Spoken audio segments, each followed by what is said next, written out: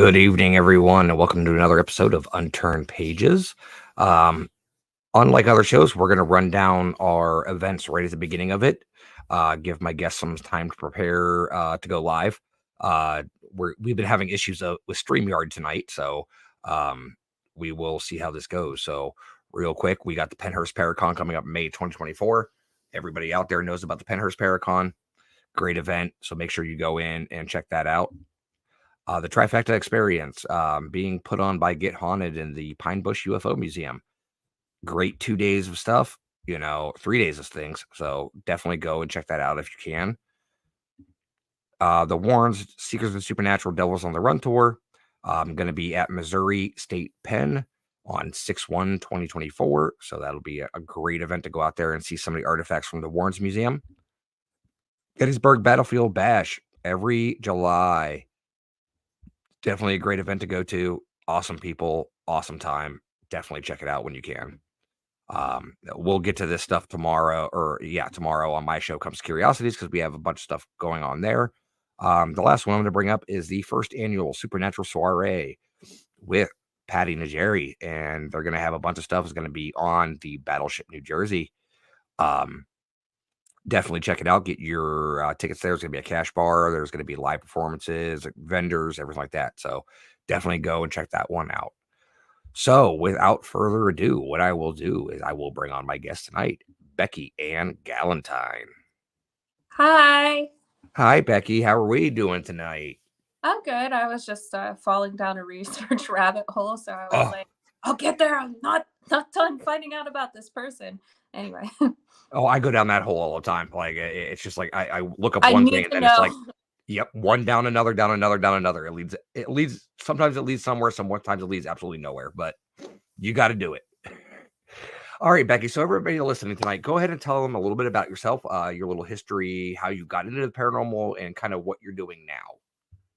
So I think most people think I'm an influencer, and I'll never be able to escape the title.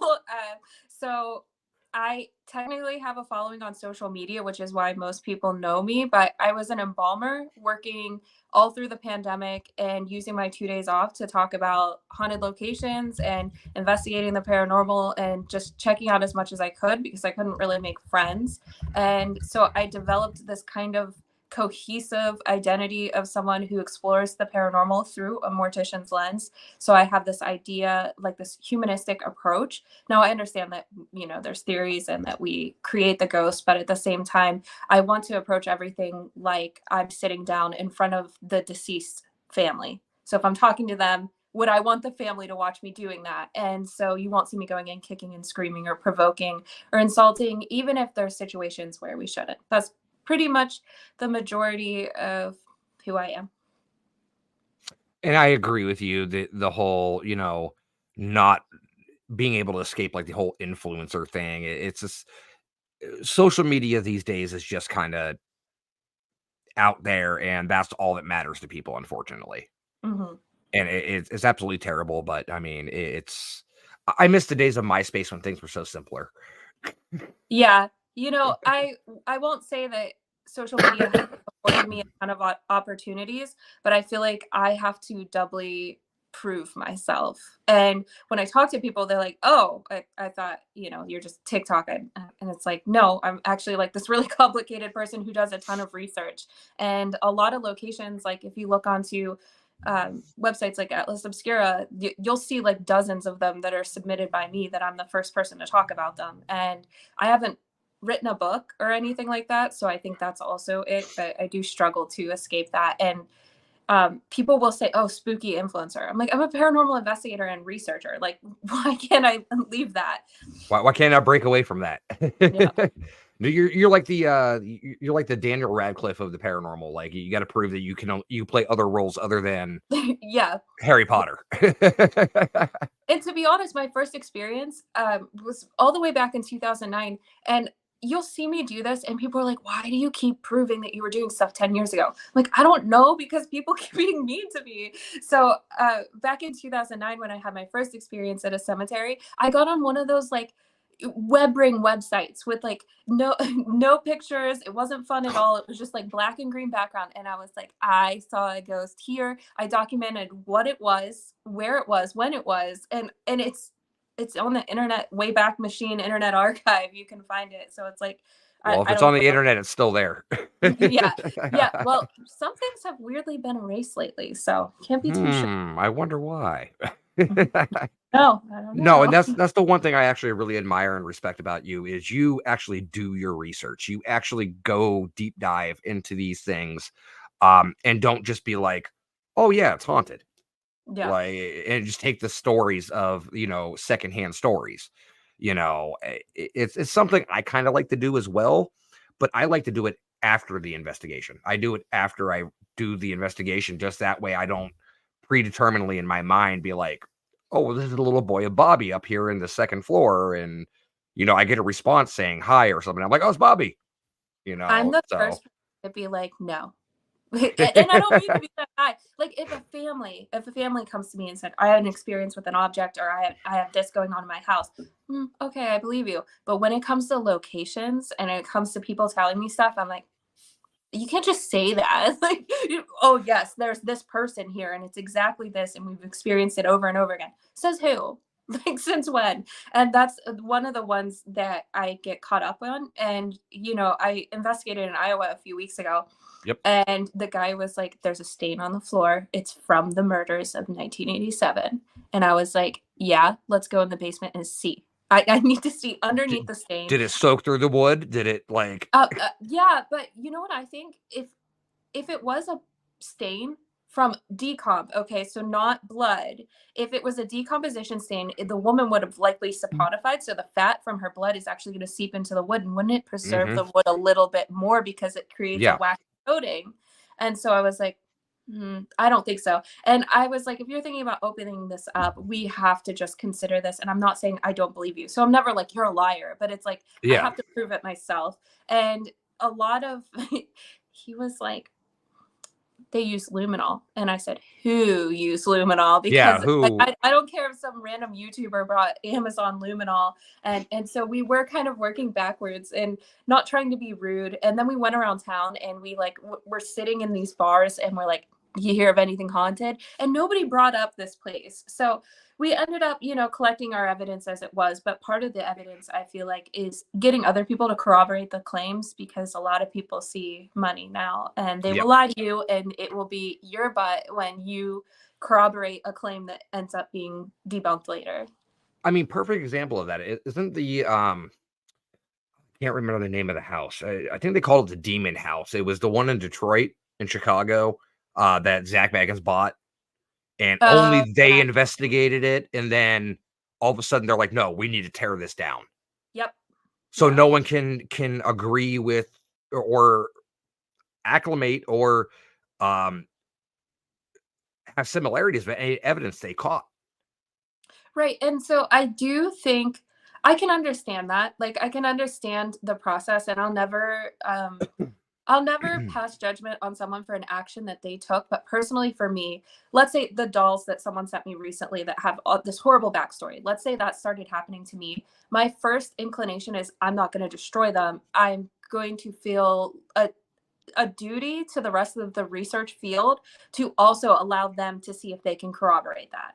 And that's Correct. why I really do like things that pass hands, whether it be objects or if it's a location. I want to hear from more than one person. And when we were in Iowa, we were the third people there. And the only things that are being told to us are other investigators. And I am like, so what did they use? I'm like, well, REM pods and cat balls. And I'm like, that is not evidence. Like, I mean, No, sure, it's evidence in the capacity that it is, but it's not evidence to put out a hard story. Like, we can't write a book on that. That is not historical data that has been attributed to this location. They happen to make a REM pod go off, and they embodied an identity to it. So I go in and I take my millimeter, and I was like, why is the milligauss spiking to 24 by the window, and then it drops to 0, and then it goes to 18, and then it goes, and I'm like, there is a concurrent flow yeah. alongside this house that doesn't have electricity. So when you guys are saying that you talked to someone who died 8 years ago with a REM pod or a cat ball or a proximity meter, whatever EMF triggered device you were using, you have to acknowledge that it's going to randomly go off. And if you had just asked a question, you're going to say, oh, that's evidence. Yeah. That's stuff fact. And I try not to be judgmental because I know people are so tough in this field. And I don't mean to be like this, but they really don't want you to debunk. And if you do, you're a bully. And that brings us up to a perfect segue, because you went recently to the Vampa Museum, or Vampa Shaba. I don't know if I'm pronouncing that correctly or even close. I believe it's in New York or PA. Okay, so Vampa has a very interesting story. Yeah. Vampa, the first time I went, it was in Lambertville, New Jersey, and it was an addition onto an antique mall, which I won't name them, but I will tell you they are selling objects that this guy also has still in the antique store. So that needs to be considered if you're buying antiques, that this person had this attached to it. So when I went, I saw a vampire museum. Well, vampires obviously aren't real. At least killing kits obviously aren't real. I'm not going to have any concerns. I just thought it would be a fun, spooky travel place. And we talk about the existence of egregores and tulpas. Maybe something could happen. We get to this museum, and everything's for sale and it's closing. And I was like, that's interesting if these are super rare artifacts that you got price tags on them. And I saw the vampire kits. I'm like, oh, art pieces. Then I start to notice these little tags on all of the objects. And I'm like, this is like a joke. Like, it's fantasy, right? We're immersing ourselves by saying it's 1800s. And I see this exorcism chair and it says, oh, like 1700s exorcism chair, whatever it says. It's not even worth thinking about. And then I get to the talking board.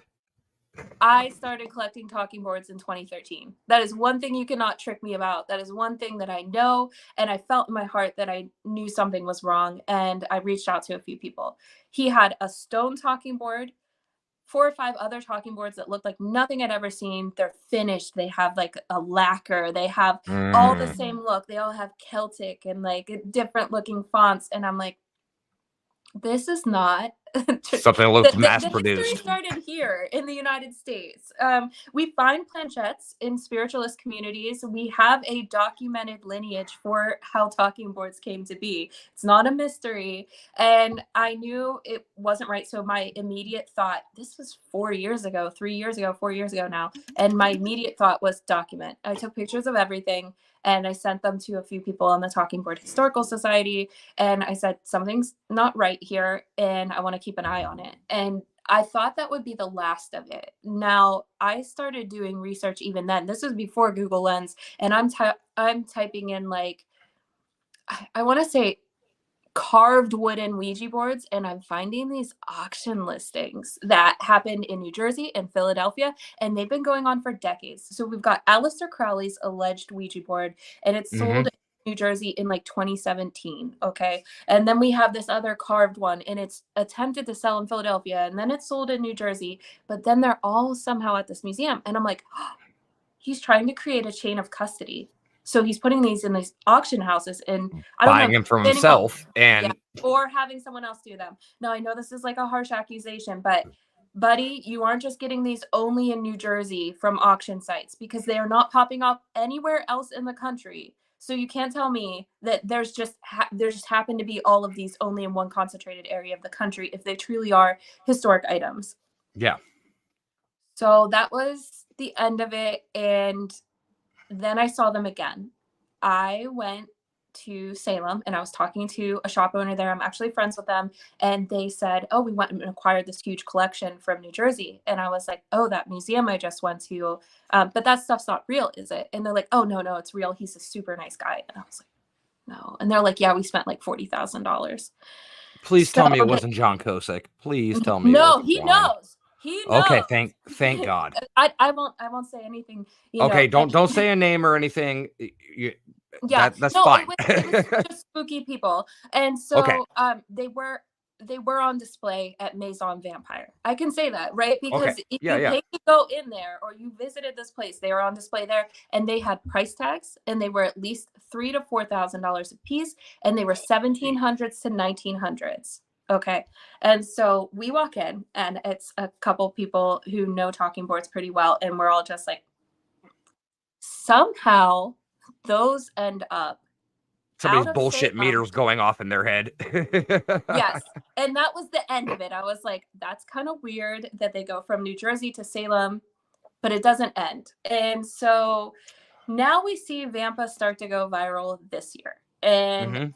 I am like, how is this happening? Don't we all just know? Isn't this known? I've never been the first whistleblower. I've never been the first guy to say this is wrong. And I don't want to That's be. how I found out about it, was from you. Yeah. Because I And I actually was like, brought up to why? my wife. I brought up to my wife We because we drive know. to Gettysburg every year, and we always try to do like things along the way. And I was like, "Oh, I see this really cool museum in PA. We should swing by there either on our way there or on our way back." And then I saw your post about it, and I was like, I needed other people on board too. So I posted and I'm like, please talk about this because I look like a crazy bully if people yeah, don't jump on board with it. So somehow the pieces from Salem are back in the museum in Doylestown, Pennsylvania. And I was like, okay.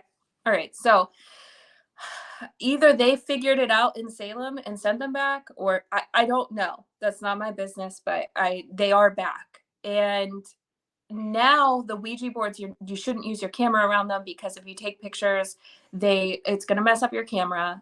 There's so many inconsistencies. There's a haunted doll room, demonic doll room. So I come out and I just say it's all fake. And people are like, well, what do you mean it's all fake? Because you could technically use the Ouija boards as a spiritual tool, right? But yes, they're not fake. They're fake as in their age and their provenance. We've got Marie Laveau's voodoo kit. We have, Liza Minnelli's late husband's vampire killing kit, which he owns. And then I get really obsessed with debunking this. And I'm like, I need hard stuff to put out there that people can see that it's not real. So I find out his Vincent Price chair that he likes to pose on is also one that went viral a few years ago for being sold in Richmond at the West End Antiques Mall. And I go to the West End Antiques Mall and I'm seeing all of the similar architectural antique stuff. And I'm opening some of the stuff. I'm like, why? If this is from the 17th century, 18th century, why does it have plastic? If this is from, and yeah, originally the chair that belonged to Victor Price was tagged as Alexander Dumas. yeah. That's random. And so now there's still stuff at the West End Antiques Mall that's tagged from the Dumas estate. This is not adding up. Why are we changing provenance? This doesn't make sense. Okay. And then the story is Vincent Price never had them. He commissioned to have them made, but he died before they were able to Could get to finish it. it. Yeah, Yeah. Then I start looking at the doll room and I was like, I can get one of these. I'm gonna find. And the clown in the center is still for sale. It's a Halloween prop. Like that is definitely off the table. But the one that got me is one that actually had a whole article written about it, and it was a it's a Santos doll. I knew it. My mom's a doll dealer, so we have this cloth body Santos. And it has nails in its shoulder and it has a little steampunk looking stopwatch in the center of its chest. And I'm like, as a practitioner, I can identify that that is no spiritual practice. That is not an object that was haunted. This is not possessed. This is nothing. And they claimed it came from the Robert B. Thomas estate who wrote the Farmer's Almanac, and that it came with a page of the almanac. I'm like, people use critical thinking. This is ridiculous. This is not how haunted objects come to be. So it's picked up at a warehouse. And in the article, they literally say there's sawdust on the doll and it might be a protection thing. No, there's sawdust on the doll because you were rubbing it the night before. And so I start looking at this doll. I'm like, I'm going to find a cloth body shoulder plate. I find the doll. The eye bleed in the iris of the paint is the same. It has the same blue string. It is definitely the same doll, but they just took it and they hacked it up a little bit. And that's when I was like, got him. Like, this is hard contrast. This doll that was sold on auction in November is now on display as a demonic, dangerous object in this museum. So I come out with that. I've said as much as I can. There are a few other people who are working at it. I'm super appreciative. Calvin Von Crush, the occult collector, has spoke out about it a few times, and I'm starting to see more people catch on board. And my major concern is if he had called it a fantasy art museum, we would all have fun, right? You would have still gone, yeah, and yeah, this is cool. Like it looks cool. It's beautiful. My problem is that he is going around saying that tarot and Ouija boards are the doorways to evil, and he cares about the Archangel Michael triumphing over evil, and he's pushing a satanic panic narrative that this is all dangerous, and especially tarot. Like, that's a spiritual practice that means a lot to people. It is not a doorway to evil. And for him to act like he has experience, because his claims are tall, by the way. He attended a 6-day exorcism course in the Vatican, and he got approval from his local church, and he was a famous kickboxer in Thailand, and he also taught martial arts to priests. Like, people, please read. It starts to become like Gilderoy Lockhart. Like, okay, Yeah. like there's no way anyone was an antique dealer for 30 years, but a professional kickboxer, martial art expert. And then in some articles, he says he witnessed an exorcism. And then in other articles, he says that he watched essentially a VHS of an exorcism. So my problem is he has no paranormal experience and he's making claims. Now, you can make claims based on your experience. In my experience, this helps me when I investigate. That doesn't mean I'm right or wrong, but that is in my experience. When he's saying in his experience that doesn't exist, that all of this stuff is evil and it's going to get us in trouble, that's problematic. Okay, so I'm glad you brought up the whole demonic doll section because I actually have a lot of questions about this. So what I'm going to do is I'm going to toss up the picture and I'm going to take myself off screen, so you can explain what these are and kind of their backstory a little bit. All Okay. right, so you're going to know exactly what this is. Okay. So these are my dolls in my house, and they came from someone that most people are familiar with from the show Oddities. It's Ryan Matthew Cohen's collection.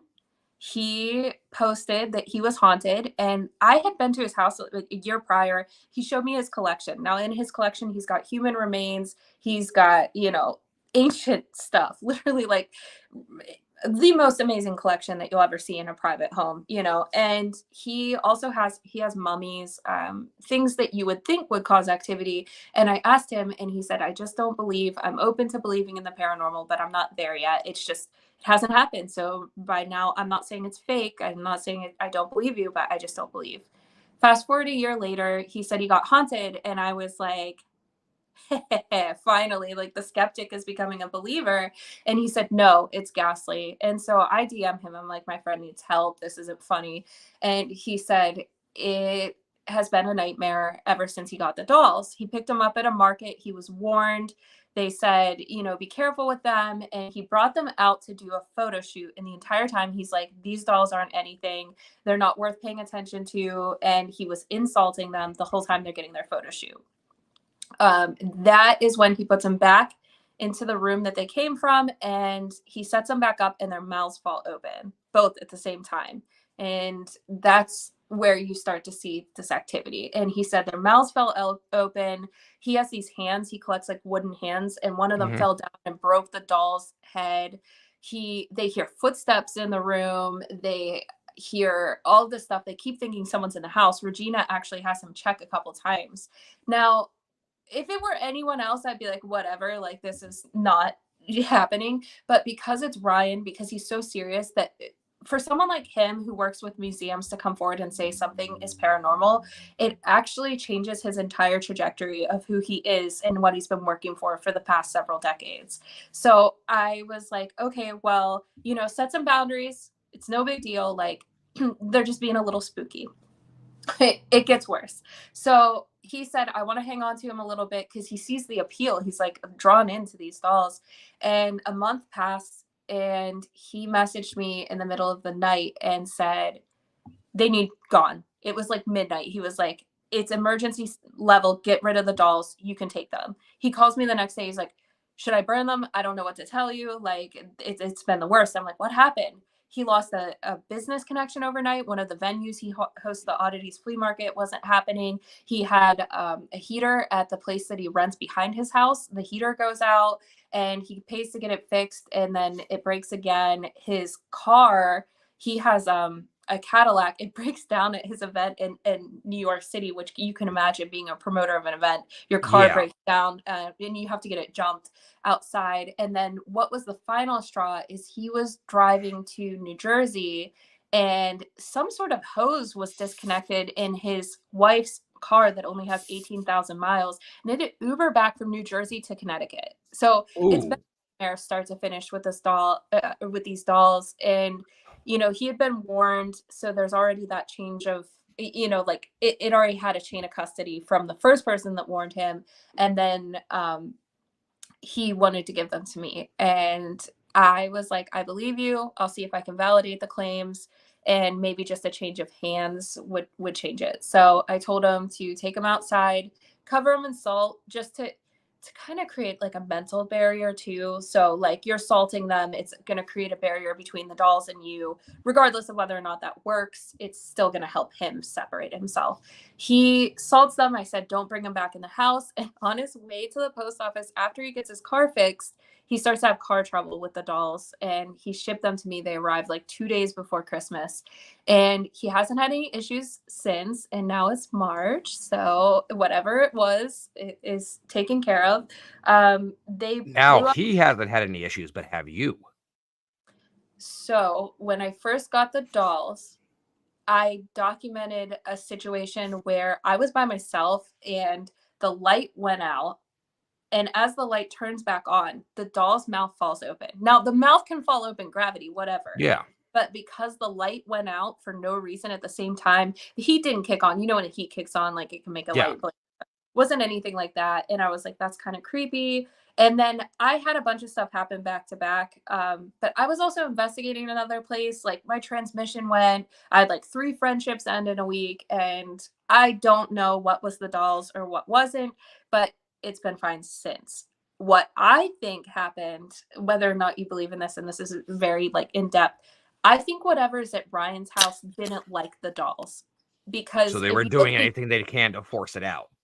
1940s composition dolls versus ancient skulls and mummies and artifacts and the stuff that really Yeah. and they're like, whoa, like get this out. So I don't know if it was the dolls or if it was just like the kind of this energy playing off each other. It didn't mesh. And so I keep the dolls separate from the other haunted objects people send me. So they sit in their own special little case. They went super viral on the internet, and a bunch of people thought that they were affecting them through the screen. And I'm not going to dismiss anyone's claims. I personally, I don't know if I believe that. I don't know if I believe that something can affect you, but people were having dreams and nightmares about them. They thought that, they thought that they were having trouble breathing. There were all these experiences. And I'm talking about thousands of people thought this was happening to them. Oh, Um, great. Disclaimer: anybody, please do not stare at these dolls for too no, that's long. what I'm saying. I'm not, I know about like Peggy, right? So I never put that out there. I never told anyone say this kind of stuff, apologize to them. And that's why at this point, I I don't know. Maybe they just like being in my house. They have their like little space, and it's been fine. I saw someone asked if they're dummies, Yeah. so they're actually Are ventriloquist dolls?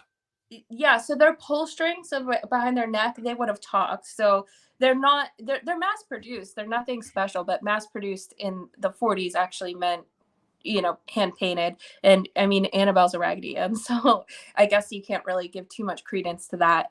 My thing is, there are originally 11 of them, and he sold 9, and they've been distributed, and nobody else had activity, which is why I go back to the, I think it was a Ryan thing more than anything else. They're writing a book called The Witch's Door, and it does go in depth of what they experienced in 2 of the chapters, because of one chapter they wrote, and then they thought that was the end, and they got to keep the dolls, and they're like, cool, we get to keep this cool haunted object. And then after they have the bad experience, they call the publisher and they're like, we need to add to that chapter. And they don't even get to the point where they go with me. They just add some more to the story. And yeah, so that's the story of the dolls. Pretty wild. Obviously I wanted them too. I was feeling what Ryan did. I'm like, I want to have control of that. So Now we're giving you a little background as to where Becky's sitting tonight. oh yeah, it looks way cooler there without the regular light on. But yeah, so this is my little like parlor area, and a lot of people ask, they're like, oh, why is it like so cozy? And I feel like hear me out. If there are little ghosts attached or energy or anything, I decided if there's like Victorian spirits or like at least, even early 1900s, which most of the objects are like 100 years old, thought it would be more cozy to make it like a living room versus like putting it on a shelf and it's like, oh, you're in a museum now. I wanted Yeah, it to making it a feel, display piece. yeah, I wanted it to feel like, hey, you're welcome to move freely. Like mess something up in my house, it's fine. Actually, you don't. The Don't say that don't say not that out not loud. not this one. So anyway, but I haven't been able to get any intelligent responses from the dolls, is what I'm getting at. And not this Okay. one either. I just got this one. I'm not a huge haunted doll person. I actually loathed the idea until recently. Not because I don't believe people, but I feel like it's commodified on social media in a way Very where much so. people Mhm. are like buying the okay, tell me why every haunted doll is a 99-cent porcelain doll that was mass produced in the 80s and 90s and they all look exactly the same and it's like that's genius. I'm going to L find the let's cheapest go to a equipment to make. Goodwill store. Let's go to a Goodwill store, a Salvation Army, a thrift store, whatever you can find, and just find the most creepy doll you can. Yeah, well, and the thing is eh, it's genius because in the doll collecting world, like I said, I come from a background where my mom's a doll dealer. I'm like, those dolls are worthless. You can't even give them away. You Yeah. can have crates of them. That's why they're at every Goodwill. And all of a sudden now they're haunted with horrible backstories. That's just like that was something I was gonna bring up to you. I was gonna what is your opinion and your view on not just in the community of the paranormal, but haunted objects, enchanted objects, whatever you would like to call them. I refer to them as enchanted objects because you don't know if they're haunted. You don't know anything like that. Like we've seen the last 2 years, and a lot of it has come from COVID. Sorry, there's a train coming by. Um, but a lot of it has come from COVID as to all these people now are collecting haunted objects or, you know, making dolls or whatever. Like I get it, you need a hobby, you need something to do, but what is your opinion on everybody saying, oh, I own a haunted object? So I think it goes down to permission. And the more people who are at the top or do at the top, I mean like have large audiences, in their perspective, they're like people they look up to start saying something, then the people are gonna follow suit. So before someone might not feel like comfortable saying they have a haunted object, or they might say, I believe in haunted locations, but not objects. But then they start seeing these influencers and people on television doing it, it becomes more popular. Um, that's where I think it's happening. I am fine with any old whoever saying they have a haunted object as long as they're being honest. And Mhm. that's where I struggle. Like with Vampa, okay, don't lie to people because you can technically create a tulpa. You know what I mean? Like you can want that to be haunted so bad it becomes haunted. But Um, that thing with the Vampa is they're creating a revenue off of stories that aren't realistic. That's fraud. and yeah, and it happens a lot on social media, and I No, I'd never believe no, that. I'm personally like very careful about what I take in. I get a feeling. So this like is not something that matches like my decor or style, but the person, she had a sister with cancer. She was taking care of her and she brought in the stall and she could hear it walking through the living room. And then now she's taking care of her husband who has cancer and she starts asking around like, hey, like I have this haunted doll, there's stuff happening. They put it outside.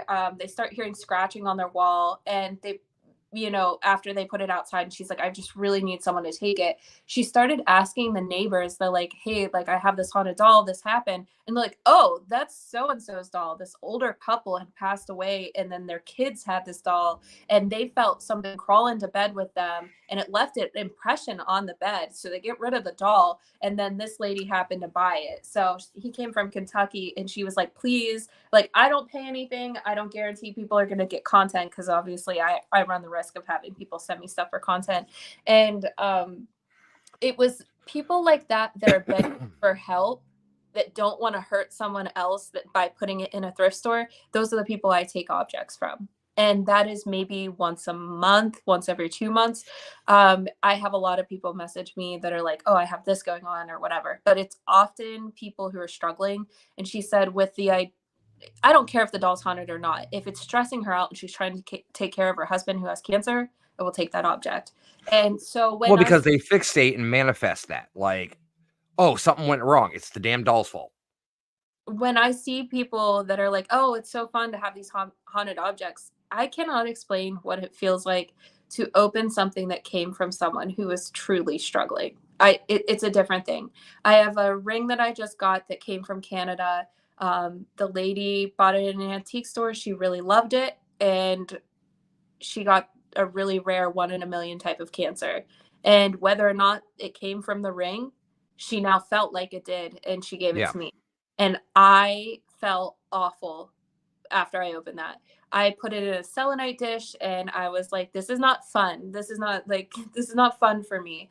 And it just makes me feel really bad. And sometimes I do carry like the heaviness of the objects that end up with me. And I'm not, again, not implying that that's paranormal. It's just the psychological weight of something that happened. I just told you, like, um, the clock that was made by a mass murderer in Sing Sing prison for his daughter.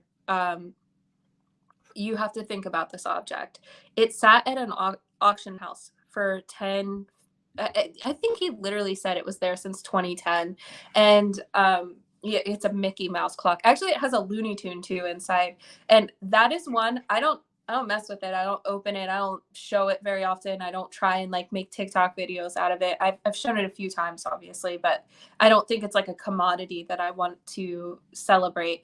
But I just thought about a little girl receiving that while her dad's in prison for horrible things. It's made out of obligation because he has nothing else to do in prison. He's trying to absolve himself of guilt for not being there. And think about how much resentment and negative energy and all of the stuff that could be contained there, hypothetically. So she goes to this auction house and she's selling some stuff to this guy, and she said, "Can you take this?" He was like, "I know you can't buy it, but can you just take it?"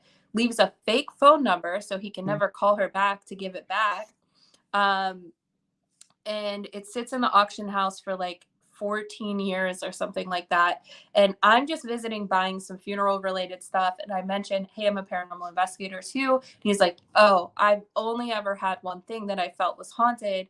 I'll show it to you." And he's like, "It's in the back." So we go in the back. It's literally cluttered to the ceiling. It's like a barn.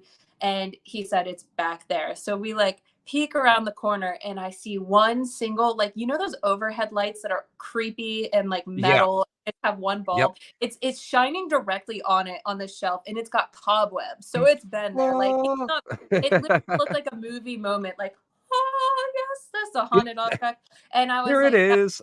yep, that's definitely a haunted clock if I've ever seen one. And I try to keep it closed because I've mentally just assumed that if I keep it closed, nothing will come out of there. But yeah, Kind so of like a that's Dubik box. You kind of keep it closed. Nothing's going to come out. Don't worry about well, sometimes it. it opens on its own, and I think it's just because it's the construction. I mean, he wasn't working with the best, but they're like it's literally popsicle sticks and stuff. But that when I bring something like that in, it makes me feel like almost like a pit in my stomach. Like, that's not, those aren't things we're supposed to have. I considered taking it apart because there's victims, right? Like, I don't want to Hmm. be like, "Ah, I got this murderer's clock." Like, I know some people think that stuff is really cool, but you have to consider, like, imagine first off the daughter, wherever she is, if she's like, "Oh yeah, that's my clock." Like, um, I don't want to offend. I guess I don't really care about offending people as much as I'm like, I'm trying to be sensitive and navigate these things as respectfully as possible. So yeah, to your question, like when I see people on social media that are like, "Oh, I have a haunted object," I personally know in my soul that some of those things aren't haunted and they're just entertaining people with them. Yeah. And it doesn't affect anything. It's not offending a spirit. It's not disrespecting a spirit because there's no spirit there to disrespect. It's just content. It's a whole different climate. And I know like what I enjoy doing is like I just alleviated someone of something. I'm gonna end up being the haunted hoarder, but That's sometimes what we do. Like actually, that's how I acquired two of my objects that I have because um, one of my friends contacted me and said, "Hey, I have this friend that they found this in their garage and they took it home. One of their parent had passed away or something, and so they were like cleaning out the house, and they're like, oh, they brought it into the house, and all this stuff started happening, and then they took it out of the garage, and stuff was still happening. They're like, they can't deal with it. They need to get rid of it. I'm like, all right, I'll take it. Like, whatever. And it's a 1910 funeral parasol for a kid. Hmm. And it's all black. It's lace. It's a beautiful object. But like, the problem with it is I have 3 other objects in my house that I kind of have like some sort of energy coming off of. So I can't really specify like, hey, yeah, it's that object or, Yeah. whatever. And my wife and I, we're very um I don't want to use the word spiritual, but we're very much on the protecting side. Like we have salt around the windows, we have our crystals, we have, everything like that. Um, so for me to be able to be like, okay, well, if you feel that way, bring it, like I'll take it. I can handle it. And it's kind of like the burden we carry on our shoulders. It's kind of the same like thing like you said. And, for anybody out there that's listening or may listen to this in future, if you don't think you can handle it mentally and spiritually, don't take on a quote unquote haunted object. Like, know what you're getting into first. Yeah. And I am usually one of those people where they're like, "Oh, you're brave, you're tough, like you must not get scared." And it's like sometimes I cry. Well, not now, but I did have a period where I was like crying for a few days and I did tell some other people in the field and I was like, "I think it's the clock." Like it just made me feel a certain type of way. Whether or not it's haunted, it's still leaving a psychological imprint on you. And a lot of this stuff does have very heavy stuff like the Yeah. doll with cancer. Just Perfect thing that Denise just said. yeah, yep, exactly. And so maybe without the story, but because I thought about that, like if I take apart the clock or if I donate it without the story, does it hold that energy anymore? I don't know. But it's something I've run into, and I'm always changing my beliefs and looking into it more. So that's why I think a lot of us in the field, it's easy to get angry when we see people on social media, right? And they're like, oh, I have this haunted object. I bought it from eBay. It was $75. And it's clearly a haunted object factory where it's the same haunted porcelain dolls. Yeah. And it's easy to get frustrated because you scroll TikTok and they're live and they've got cat balls and they've got necrometer and everything running. They have 30 different pieces of equipment running on these objects. Um, but I think we shoot ourselves in the foot when we care about those people because we just need to convince our audience. We just need to convince the people we need to convince of what we're doing. And they'll start to Yep. realize, oh, this doesn't look like that. And so I get so frustrated because I see these like amazing investigators, intelligent investigators with 30 years experience, and they're like worried about what people are looking at on TikTok. I'm like, let me tell you, the people that listen to me talk, that listen to my podcast, that are interested in watching my documentaries are not the same people watching someone with an app and a cat ball on TikTok live at 4 o'clock in the morning and using whatever, you know. Um, so I don't really feel threatened by those people as much as some people do. And when you're always putting that out, people don't realize it insults your audience because then you're telling them they don't have the discernment and discretion to know what they're looking at Hmm. versus putting out authentic stuff and then they're going to go, wow, this feels different because it's going to feel different if it's authentic and no matter what. Like fake stuff doesn't have the same feeling. Like you've probably been on investigations, I don't know, or, where you like either cry or feel some sort of emotion and you absorb the gravity of what you're doing and you convey that. And when someone's just like, I'm pulling fishing wire and my doll's moving around the house, there are doll people on TikTok that are definitely using fishing wire and they're nice people, but it's very obvious that that's what's going on. Like you said, it's one of those things where you said it just takes one person to speak out and start exposing. And Hmm. being in sales most of my life, one of the things I was taught is, these people have a good experience, they're going to tell one person. If they have a Yeah. bad experience, they're going to tell three, and those three Yeah. people are going to tell three more people each. So it's just a pyramid just going down. So, You think it's like that, but it's not because I talked about Vampa so much and then I saw maybe 3 people care and I'm like, where are my people? Where are the masses? I told the masses and they're not here. where are they? No, You're supposed to go, "Ah, shut it down. But This I actually think brings up a good story because I was just listening to Denise and Ernie Pack, their podcast prior to this one, and Denise told a story about a location where I believe it was Ernie talking to somebody, and this is going to actually lead into another question, but they were saying that as every location does, they have a waiver you have to sign and everything like that. Um, there's actually a clause in the waiver that's saying if you bring up the demon word, you will be removed from the property. And there will be potential for lawsuit for slander or, false accusations or whatever, which I do agree with because there's too many people going out there and yelling demon, demon, demon. Um, but they were talking to somebody that was looking to rent the location. And what had happened is they brought that up saying that was one of the clauses in the waivers. And of course, these guys were YouTubers and they're like, well, we're not going to do it then because that's what gets clicks. So, with that being said, do you think social media and the influence of TikTok and Instagram and Facebook and YouTube is helping or hurting the paranormal community? I think people don't realize, because they don't take the time to get to know these people, that there's room to guide a lot of them. Some of the big YouTubers that got into the paranormal because it was popular actually are learning how to investigate on camera because their entire life is documented. So we're watching them misidentify because that's what everyone else is doing. There are some people on YouTube, I'll save my words, but there are some people out there that absolutely deserve to be held accountable for more than just using the D word. And that's like just unethical investigating the murder of children and with Yep, an app. Oh, come on, you know who I'm talking about. And I do. that's where I'm like, I've been so quiet and polite and saying like, come on, there's a happy medium and there's a place that no, some stuff is just there's no excuse for it. And um the same person had a haunted object and they're like, I'm out of gas on the highway. And I'm like, you're out of gas because you're out of gas, buddy. Like you forgot to put gas in your tank. That's nothing to do with being haunted. That's being Um, irresponsible.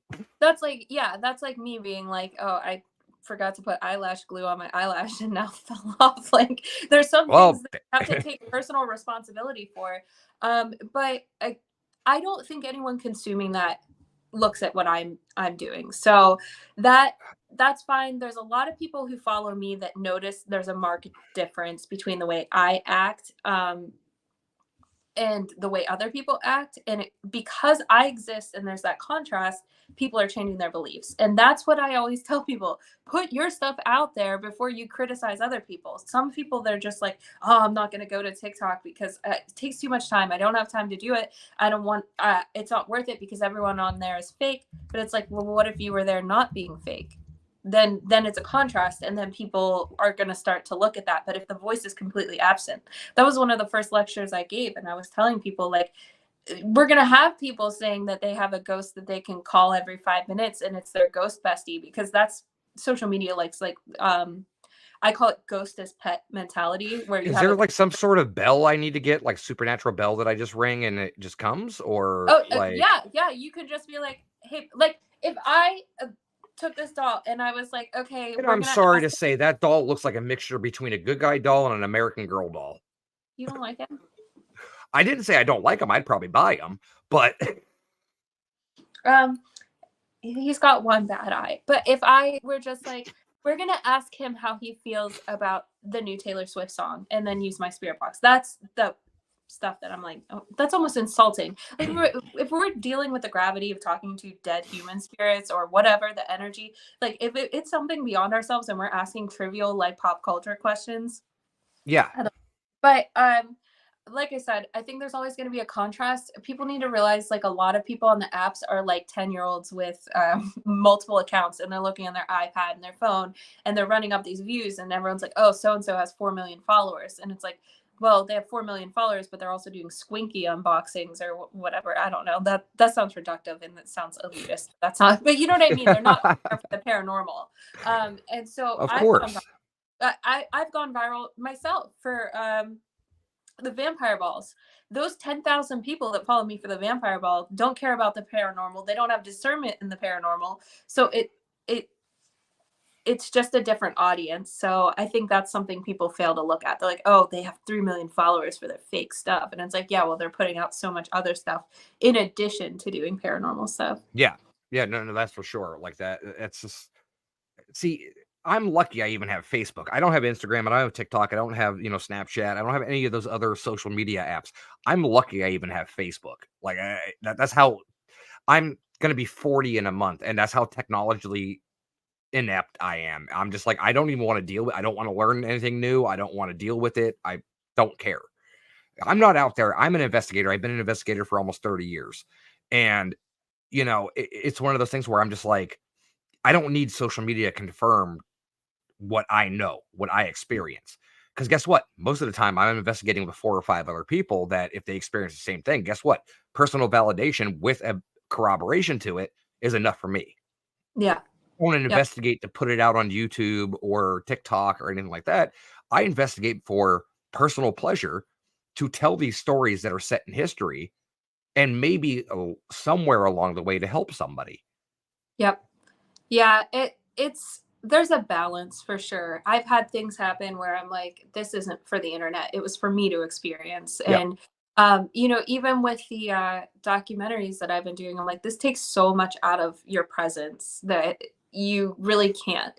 And that's what I don't think people see because I get lumped in with everybody else. They're like, oh, like it's just for views. And it's like, you have no idea how much I experience or do. And like with the objects, it's like, okay, we document the intake, the day we got them, everything, the alleged activity, all of that. And then you have someone who's like, I got a haunted doll on eBay and all the information we know about this object came from a spirit box. And people don't know that. I need like a Girl Scout vest and it says, Hmm. oh, I might use the spirit box, but I don't believe that the spirit box results are always going to yield evidence that's hard evidence that we can write down. And like I believe in this, but I don't believe in apps. Like we just need like little badges so you know where you Right. identify, because people just say like, oh, she's on TikTok, so she'll just put anything out. Or some people, I think the major flaw with social media is something happens by chance, and instead of trying to debunk, they just put it out at face value. So it's not like Yeah. they it, but they didn't do due diligence to ask questions or add nuance or context to it. And that's what goes viral. And they're like, oh, this happened. And it's like, well, you don't know this, but if you had looked a little bit harder, you might have been able to answer that question. Yeah. Um, so I have a couple more questions. We got about 7 minutes left. We probably gonna go over just a few minutes, but tell us about this piece of property that you own. So this is like the only haunted object I bought on eBay, but it's because it has a credible backstory. This is a typewriter from Danvers State Hospital. It was used by a woman who worked there. She worked as a laundry personnel and then up to a ward clerk, she used that as her daily. She brought it home in the 50s. By the time they retired it, it was actually way outdated even for the 50s. And she brought it home and used it. She retired and then in the 90s moved to New Jersey, and that's where the typewriter was. And she passed away with her family in the 2000s. Now, when it was listed, I have a search set for Danvers State Hospital, so I can see anything from Danvers because I have a few pieces from there. I have blueprints, I have the doors. But that came up and it said it was haunted in the listing, and then she deleted it. And I was like, huh, I saw that for 2 seconds where you Just said piqued it your was interest haunted. even more. Yeah. Yeah. So I was like, hey, I'm interested in the typewriter, but I saw you said it was haunted. And then you deleted that part of the listing. And they said they were worried it would scare people away and they really needed to get rid of it. And so the alleged activity is pretty mild. It was sitting on a table that was shaking, and sometimes it would type letters on its own. I guess it would really freak out the kids. And I said, can you document it? Because it doesn't have a tag that says Danvers. She gave me the woman's name. She gave me all the information, the entire chain of custody and the activity. And I said, okay, I will buy this haunted object, because she was willing to remove haunted from the listing, which tells me she's not trying to capitalize on the idea of it being haunted. She actually wanted to hide that aspect so that she could trick someone into buying it. Plus She's very willingly giving you all the history. Yeah, exactly. And so there have been people who've asked me like, "Oh, how do you know it's true?" I'm like, when they give you a name and the whole story and they put all their time into it, that's good enough for me. Could they lie? Yes. The only thing is, so it is locked, and I'm gonna have to actually have it serviced by someone who knows them so that I can get potentially the activity. Because if I can't manually type with the keys, I don't think a spirit would be able to do it No. either. But that's why I bought that. And so it was just a fluke thing. And that's where it's like it's honest. It wasn't a haunted object dealer. All right. So that's the history because I'm only 45 minutes away from Danvers. So I What's left love of yeah, what's left of it. I mean, thank Christ they still have the cemetery and everything down there. it. Um, so the wheelchair. So the wheelchair came from Torrance State Hospital. It was the first haunted like place I'd ever even heard of. It's about 15 minutes from where I grew up. It was the one place that everyone tried to break into. Like y'all knew someone who could go into Torrance, and it was last April. My friend reached out and she's like, "Hey, I think I have something that you might like." And the way they got it is insane. So it was years after the abandoned parts. So it's still a functioning hospital, but then there was this one part where they're like, "Oh, they did lobotomies in that building. Nobody goes in there anymore." So there was one part that was falling abandoned, and this guy that my friend was dating, he did like FedEx deliveries. And one day he was like, "Is there anything in the old hospital?" And the lady was like, "If you come after hours, I will let you take it." He literally loaded it in his FedEx truck, put that in there. They snuck it through the tunnels from one side of the hospital to the other. You know how they have the tunnels under these Yep. old hospitals, and that's how he got it. But they never brought it in the house because they felt like something was involved with it. Like they just didn't like the vibe. So it was kept in a shed outside until I came to get it years later. They're like, "We just never did anything with it, and because we think it's haunted, we never brought it in the house." So that's how I got the Torrance State Hospital wheelchair. It's beat up, but I like it more than with the It has story. age, it has character. Yeah, it certainly does. Maybe more than one character. All right, so that's the last object I'm going to bring up to you. So I have three more questions for you. Then I'm going to let you plug everything and tell everybody how to find you and whatnot. So my first question for you, since we're going to be start racking up the show, what would your last meal be? Oh my goodness. These next Probably three questions are not going to be easy. pumpkin pumpkin curry with tofu or lemongrass tofu from Tram's Kitchen in Pittsburgh. It has to be from Tram's. I've been to trams before. They're actually very good. I used to live in Youngstown, so I was only 40 minutes away from Pittsburgh. Oh So yeah. I was right there. So I've been to trams before. All right, second one. If you could visit 5 locations anywhere in the world, no matter what the expense was, whether it be just to visit or to investigate, what 5 places would you go? 5 places. That's 5. crazy. Definitely Edinburgh, Scotland to see like the cemeteries and stuff there. That's like number one on my list. Well, Catacombs as and you know, Matt Warner was just over there and was walking around the cemeteries. yeah, well, still his shoes and trip him. I know, right? And then catacombs in Paris, Capuchin catacombs in Italy, where they have Rosalia Lombardo, the most perfect mummy or like the prettiest mummy, Yeah. which is a little girl. They use like a special combination of like salt, and I'm so curious about the embalming. Um, let's see, not to investigate, but maybe a little bit. Like I would hope to experience something organically in this Yeah. place. So now I have two more. Oh, how could it? Who just has five off the top of their head? It's a bucket list. I don't really have a bucket list. No, Uh, because you go everywhere. Every time I pull up your Facebook, you're in a different state. sometimes I'm not like that as much anymore. It's not as intense. Let's see. That I don't know anywhere else that I haven't been that I really would like to go anymore. That you might have. That might be it. But like I don't. I'm not interested in like the castles or anything. Like I you mean, know. you wouldn't want to do like Chernobyl or No, I'm not. uh I know a lot of people. Auschwitz or No. Like for historical reasons, yes, but like I yes. wouldn't tell anyone about it. Well, yeah, I mean, I would do it at a historical purposes, not to Yeah, go but like I'm not going to walk around with a recorder. there's influencers who do yoga poses that Well, I mean, you had who was it? Oh God, what was his name? Was it one of the Pauls? Yeah, it was one of the Paul brothers that went to the suicide force in Japan Yeah. and And actually caught somebody hanging in the tree see, that's like not why would anyone I and don't even still posted it. I don't know why anyone would even want to go there, you know? Like it's just like what is the appeal? Wait, Yeah. I'm not done. Hey, you know Oh, here we go. that cemetery where that guy has his wiener that they rub? Now you sound like somebody when I used to work at Blockbuster. Hey, do you know this movie with this guy that's in it that wears this shirt? Well, it's like a really famous grave. So I want you to think about I that. know who you're talking about. Isn't it? Is it in England or is it stateside? Um, it's somewhere. I think it's in France somewhere. I'll send it to you. Uh, let me. Okay, so But I always not. I didn't want to touch it. Just so you know, yeah. I just no. It's just like one of those. The only things I want to see are graves, so it's not really like locations. I'm like a huge cemetery nerd. And then I had one, but then you made me lose the thought. It's gone It's in now. Paris.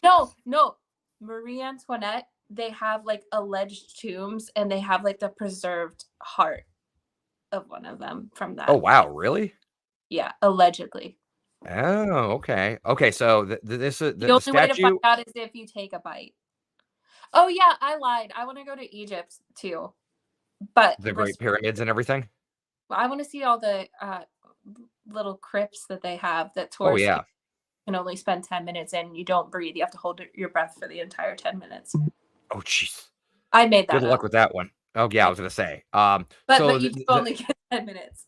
the tombstone you're talking about is a statue of Victor Noir, who is a famous protuberance in his trousers. There you go. It's been in the cemetery since 1891. Yep. And the whole myth behind it is women will kiss the lips or rub the crotch and place a flower in the hand of the statue, believing it will improve their relationship and boost fertility. Yep. But I don't want to touch it. I just want to see it. Okay, okay, fair enough. All right, so the last question I'm going to have is really going to trip you up. Oh boy. And this one I want you to think long and hard about. No Oh, pun intended to our last subject. okay. We got a few Okay. minutes. It's fine. If you could put together a team of investigators, of 5 investigators, okay, hear me out. 5 investigators plus yourself, so 6 people total. Great to split into teams of 2. You could pick any 5 people in the world, living or dead, fact or fictional. So it could be somebody from a book, a TV, a movie, anything like that. Now, groups of people like Ed and Lorraine, they're bulked into one choice. Same thing with the Scooby Gang. And there's the face of, oh shit, I'm panicking. Oh, you know how long this would take? Because no, now it's a trick because some of them might be horrible investigators, but if I could investigate with them, And I could that's the meet. point. That's the point. It's like I've had people say So Robin it's Williams, just Kevin Hart 5 people that I really like. to bring on an investigation just to have a good time. Oh, you can't investigate with everyone. There's some people that would probably be Well, take on an investigation. I mean, you really see George Carlin sitting in the corner talking to a spirit box. Well, I was gonna say if you brought Michael Jackson, he and then be like, Could you imagine hearing that down a hallway? and instead of footsteps, you just hear shuffling of like a moonwalk Yep. backwards. And just hear the hee hee. Um, who do Okay, I I'll break it down for you. Give me your 3. three? Instead Oh, of 5, give me 3. you've already assumed you. Well, unless you I want didn't to, realize we could lose people. Now my team is you're the small. one over here like, we don't have time. Okay, so I do really like investigating with my friend Amanda Paulson. Even though when we investigate, we stay up till like 3 or 4 after the investigation's over, until it's like the crack of dawn because we're laughing. But she was a really good investigator to investigate with, and we had a lot of fun. So definitely her. Historically, um, hey, you know what? You know, would be a terrible person to investigate with. I've been researching the lady who claimed to be Anastasia Romanov. and but she was a faker.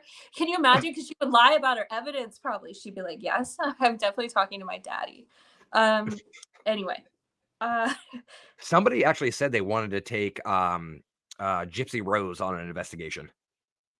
why? I was just like, okay, that's your choice. That's fine, but I don't see a point in that. Wow. So I've got one down. All You right. got one. All right. Wait. No, there's people I like. I just got put on the spot. This is unfair. Um That's why we asked the hard hitting questions here. the, oh, a few more minutes. Okay, hold on. Billie I'll give you Holiday. Billie Holiday. Okay, good choice. Okay. So, Good all right, choice. two. And then can you imagine if you took Genghis Khan on an investigation? He would smell so bad. Hey, you're talking about all of our relative here, like, since everybody's kind of Oh, somehow. that's a really good idea. You know what? Imagine I would probably it would be cool to take my grandma and my dead friend Fran on an investigation. So like I know celebrities, but like sometimes I sound like an airhead, but on more than one occasion, Fran and my grandma have come through. I shouldn't say this publicly because now some medium's gonna be like, I see these two people. They're gonna know exactly who to say.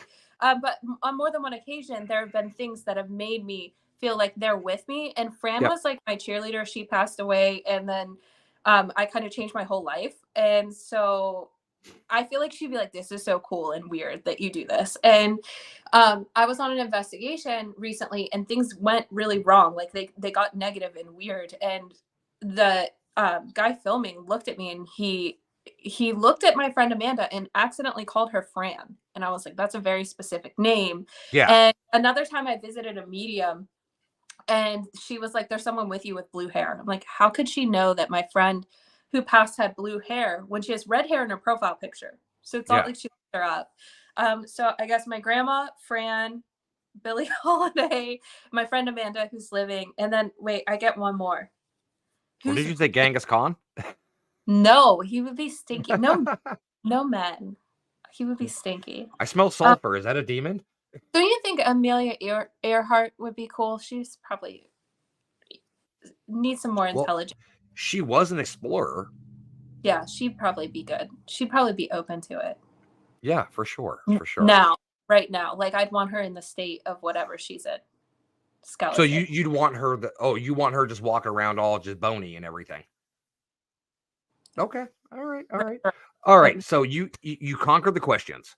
Mm-hmm. Now tell everybody where to find you, what you're doing next, if you're going to be at any events, your documentaries you've done, anything like that. Give us a quick rundown of everything.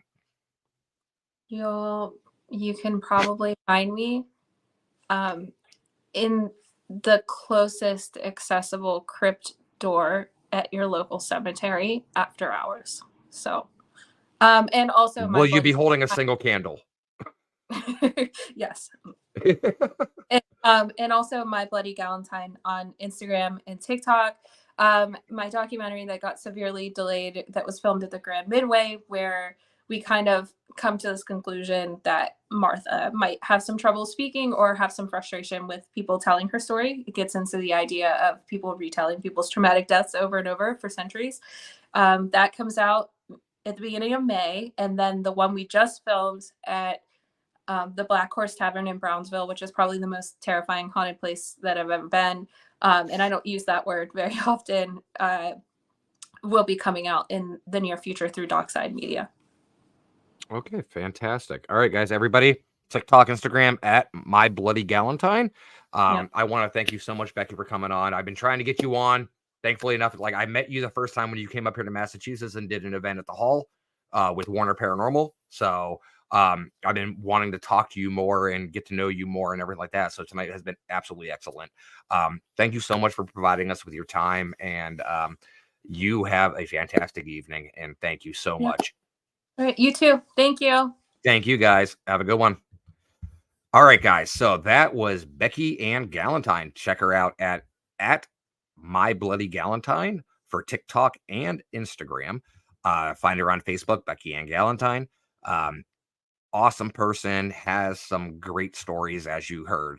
Um, but we ran down um, the events coming up. I want to thank our sponsors, Enchanted Awakenings, um, Garden Forever Tarot, Warner Paranormal Preservation Society, Expedition Entity, Get Haunted, of course. Great sponsors and great people. So check them out as well. Um, so next week we will be doing a replay because it is Easter next Sunday. So everybody out there, have a happy Easter and enjoy the holiday with your family and friends. Until then, we will see you later, guys.